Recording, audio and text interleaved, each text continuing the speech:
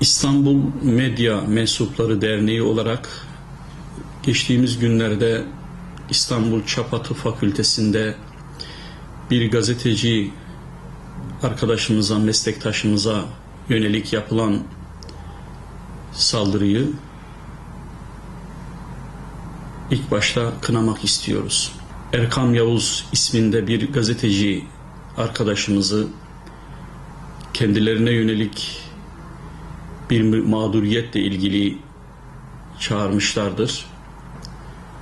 Yakınlarının bu çağrısı üzerine muhabir hastaneye intikal etmiştir. Hastaneye gittikten sonra hastane binası dışında mağdurenin yakınlarıyla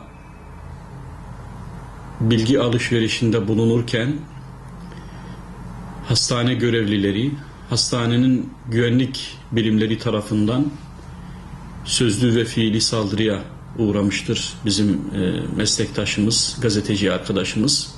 Hastane binası dışında gerçekleşen bu olay tamamen basına yönelik, basın özgürlüğüne yönelik bir saldırıdır ve bu kabul edilemez.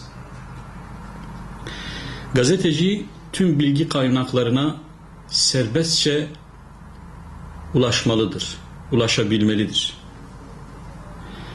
Tüm olayları izleme, araştırma hakkına sahiptir. Biz İstanbul Medya Mensupları Derneği olarak yapılan bu menfurca saldırıyı şiddetle kınıyoruz. Arkadaşımıza, meslektaşımıza geçmiş olsun dileğinde bulunuyoruz. Ve hastane yönetimini de acilen göreve davet ediyoruz. Teşekkür ederim.